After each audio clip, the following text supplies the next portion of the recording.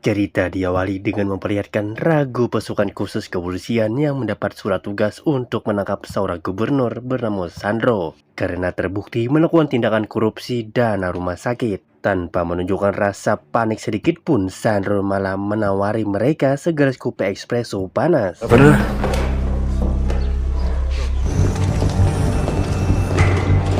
Dan kisah akan berfokus pada satu agen khusus yang juga ikut andil dalam penangkapan tadi, bernama Miguel.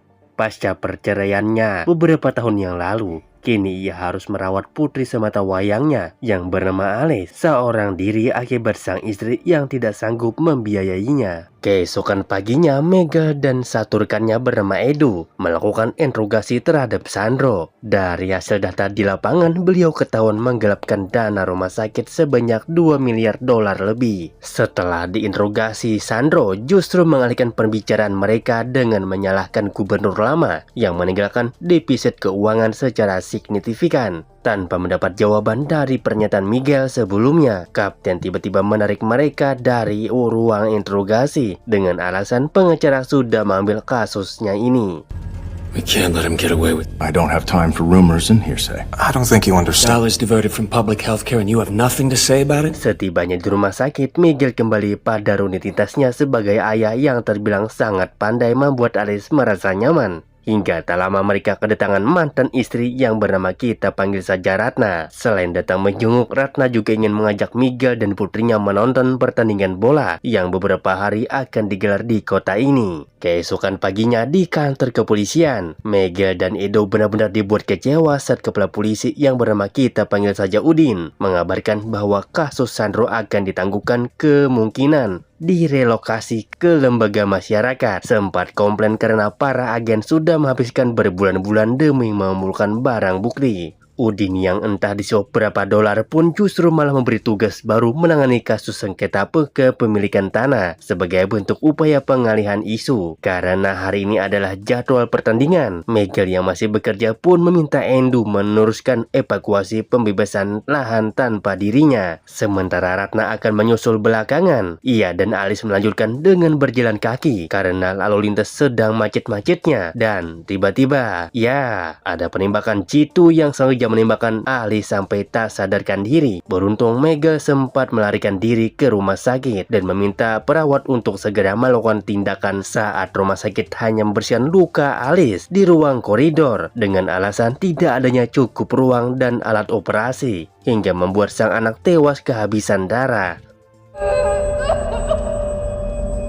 Sementara Miguel dan Ratna masih dalam keadaan berkabung, Udin si kapten justru membebaskan Sandro dengan alasan kurangnya barang bukti. Hingga saat malam hari tiba, Edo sebagai teman dekat pun datang menemuinya dan berjanji akan menemukan si pelaku walaupun bagaimana caranya. Namun Miguel langsung menyela bahwa bukan peluru yang menyebabkan Alice tewas, melainkan kehabisan darah akibat tidak segera menjalani operasi. Lolos dari jerat hukum, Sandro yang sedang terjerat kasus pun berpikiran justru malah mengadakan jumpa pers untuk memberitahu bahwa ia akan mencalonkan dirinya sebagai presiden pada periode yang akan mendatang. Black hole sun, won't you?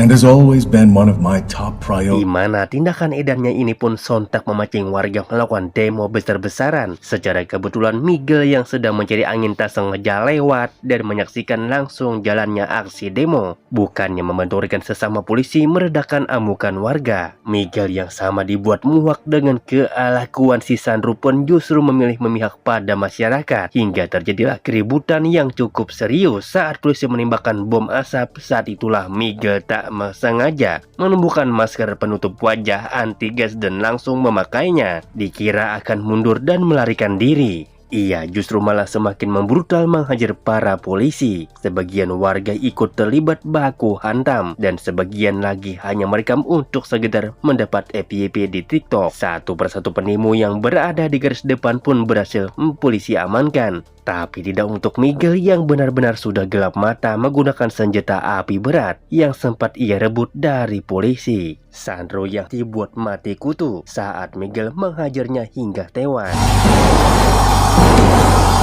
Get your hands off me! Guards in here! Guards!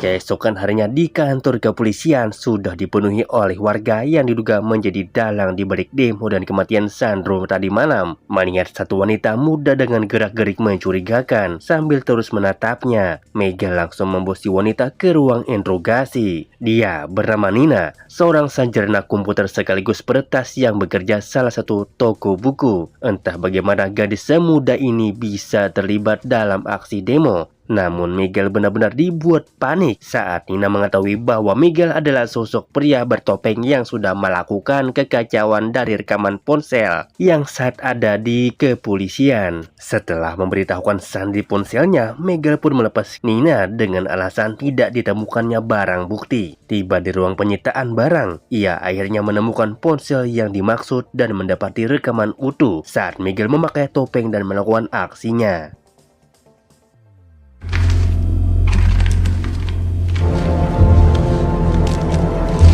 Nina sendiri terlihat baru tiba di toko dan langsung kena marah si bos gara-gara datang terlambat yang seketika jam kerja sudah usai dan Nina sedang dalam perjalanan pulang.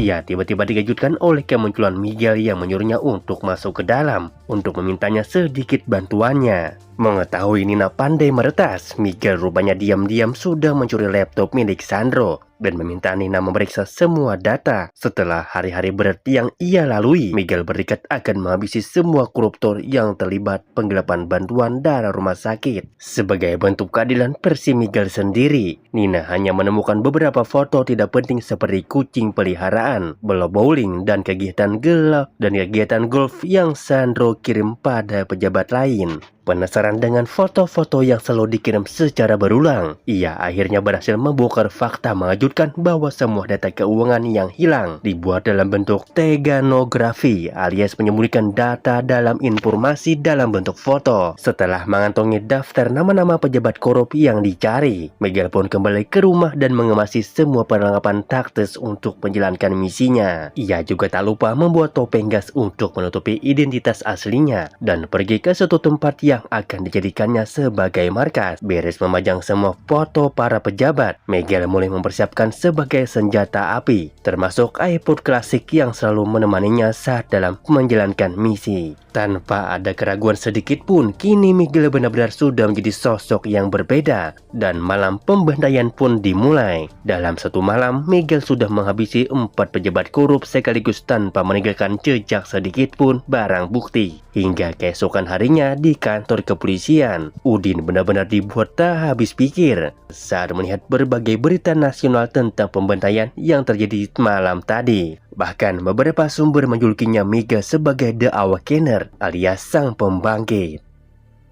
National politics. He's been called the Awakener. Saat tengah hari, Miguel mendatangi toko Nina untuk kembali meminta bantuannya. Kali ini orang yang akan menjadi target barunya adalah Ibu Menteri yang selalu dikawal ketat oleh bodyguard setianya. Dari informasi yang Miguel punya, si ibu akan mengadakan pertemuan pribadi di salah satu hotel ternama dan meminta Nina meretas kamera CCTV-nya. Malamnya, tepat saat Miguel akan melancarkan aksinya, Edo yang sedang mengobrak-abrik foto para korban pun akhirnya mengetahui siapa target The Awakener selanjutnya. Karena dari sekian daftar para petinggi, hanya Ibu Menteri lah yang paling dekat dengan Sandro. Setibanya di depan hotel, kini giliran Nina meretas CCTV agar Miguel bisa leluasa masuk. Ternyata Ibu Menteri melakukan pertemuan pribadi dengan salah satu ketua partai bernama Antero Gomez. Karena pasca kematian Sandro, Gomez ingin agar si ibu membantu putranya naik mencalonkan presiden dan menyogok beliau dengan uang yang tidak main-main. Saat Miguel sedang menuju ruang Ibu Menteri itulah Nina tiba-tiba memberitahu bahwa mereka kedatangan tamu lain. Siapa lagi jika bukan Edu yang pastinya bermaksud menghentikan si The Awakener.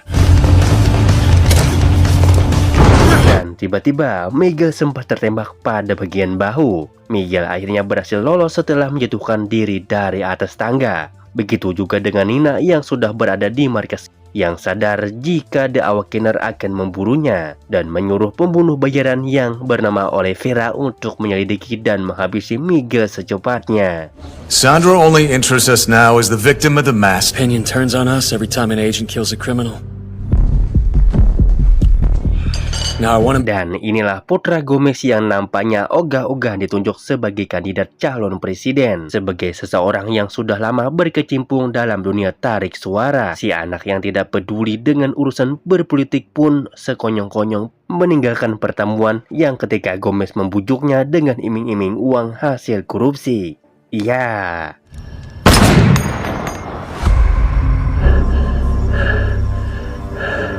Miguel berhasil menembak si anak, tapi tidak untuk Gomez yang masih hidup. Hingga tak lama Oliver menemukan jejak terakhir ponsel Nina mengarah pada sebuah toko buku. Namun karena yang ada di sana adalah si pemilik toko, ia pun dengan teganya tetap menghabisinya. Alhasil ketika Nina baru tiba di toko, ia benar-benar dibuat terkejut saat menemukan si bos sudah tewas bersimbah darah.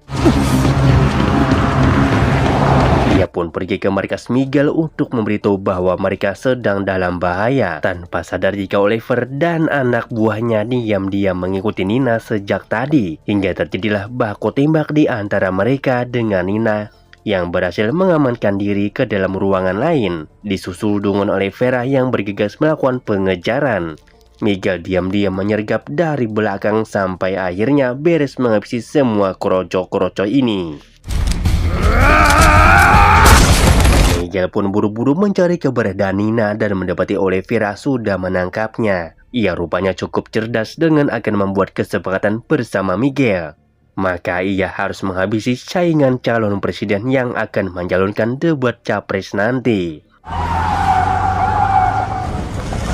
Karena pasca kematian sang anak, kini Gomez lah yang akan mencalonkan dirinya. Setelah Miguel dan Oliveira pergi, datang Edo dan para petugas memeriksa TKP karena mendapatkan laporan dari salah satu warga yang mendengar suara ribut-ribut tembakan, di mana Edo akan benar-benar terkejut saat menemukan iPod klasik milik Miguel yang tergeletak di atas meja yang berarti sosok The Awakener, alias sang pembangkit yang tidak lain dan tidak bukan adalah Miguel, teman kantornya sendiri. Meski sudah mengetahui siapa sosok The Awakener yang sebenarnya, Edo tetap merahasiakannya hal ini dari Udin dan petugas lain karena ingin memastikan dulu dengan mata kepalanya sendiri. Hingga ketika hari debat capres tiba, ia yang memang ditugaskan untuk ikut berjaga di sana pun diam-diam menyisir semua ruangan seorang diri. Setelah semua persiapan sudah selesai, demi mencegah Udin menemukan Miguel terlebih dahulu.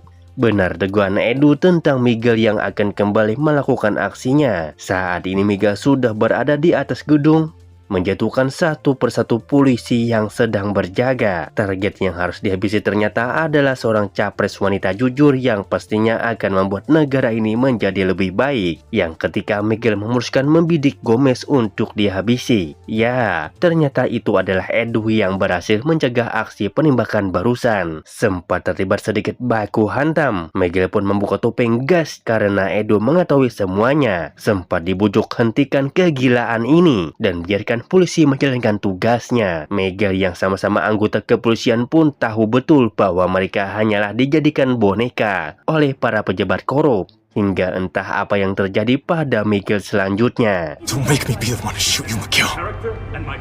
Namun tepat sebelum ia menembak, Edo lebih dulu melepaskan tembakan peringatan karena menyebabkan siaran langsung debat capres seketika offline. Mengetahui Miguel gagal melakukan tugasnya, Oliveira mengambil pistol bermaksud menghabisi Nina. Berkat pecahan lampu bohlam yang sejak tadi Nina pegang, ia akhirnya berhasil lolos dan menghabisi Oliveira dengan cukup brutal. Hingga saat larut malam tiba, Miguel akhirnya berhasil ditangkap dan sedang menggiring ke kantor kepolisi untuk diadili, di mana keberhasilan ini tidak lepas dari peran Edo yang mengambil keputusan yang bijaksana. Beberapa pekan setelah aksi penangkapan Miguel, kini Gomez resmi terpilih menjadi presiden. Berkat dukungan penuh dari Ibu Menteri dan semua partai yang menyatukan suara. Sementara untuk Miguel, ia tetap fokus melatih fisik dan mentalnya, meski saat ini sedang mendekam di dalam penjara. Suatu malam Udin menyuruh anak buahnya membawa Miguel ke ruang interogasi. Dikira akan memberikan keringanan hukum. Udin yang sejak awal sudah mendapatkan uang sogok dari Gomez pun langsung melampiaskan semua kekesalannya dengan menyuruh si anak buah menghajar Miguel sampai babak belur. The problem is you chose to fight for Yang membuat Udin kecewa adalah apa yang Miguel lakukan sebenarnya tidak sepenuhnya salah. Beberapa orang memang pantas mati ketika sudah tidak sejalan dengan pemegang kekuasaan. Namun karena selama ini Miguel dianggap salah dalam memilih pihak, Udin pun pergi dan menyuruh si anak buah menghabisinya. Why didn't you tell me how much you're getting from that son of a bitch? enough to...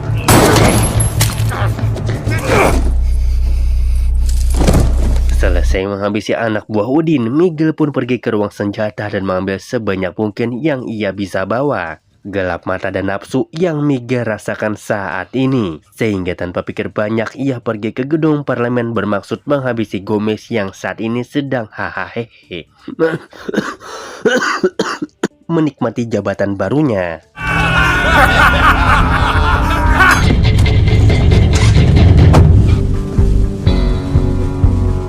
Sehingga beres menghabisi para penjaga di pintu bawah, Miguel kembali membrutal dengan menembaki semua penjaga yang terakhir yang berada di pintu masuk. Sementara Gomez panik mengisi peluru pistolnya. Saat pejabat yang disuruh mengunci pintu di ruang pribadi pun justru harus mengalami nasib sial. Karena tersisa Gomez sendiri dengan pistol yang pelurunya sudah habis. Disinilah Gomez akhirnya jujur bahwa apa yang diperbuatnya selama ini memang tidak bisa dibenarkan, baik di mata hukum apalagi di mata rakyat. Meski sudah memohon untuk diampuni, Miguel yang sudah pada dasarnya pro terhadap masyarakat, yang tertindas pun tanpa ragu menghabisi bebenguk si Gomez ini. Tepat saat Gomez tewas itulah sudah ada puluhan penjaga presiden mengepung Miguel dari belakang dengan posisi siap menembak, di mana mereka tidak tahu bahwa sebelum Miguel masuk ke dalam gedung ini, ia sengaja memasang bom di beberapa titik yang siap diledakkan kapan saja, sehingga dengan hancurnya gedung parlemen berakhir jugalah perjuangannya selama ini. We all go down together. It's a cycle. Maybe because in a way I was actually just like... Hingga beberapa bulan berlalu setelah ibu capres yang dulu resmi diangkat menjadi presiden akan dibayarkan dengan Miguel yang ternyata berhasil selamat dan akan tetap menjadi The Awakener, membasmi para koruptor yang sangat merugikan rakyat dan negara. Dan film pun tamat.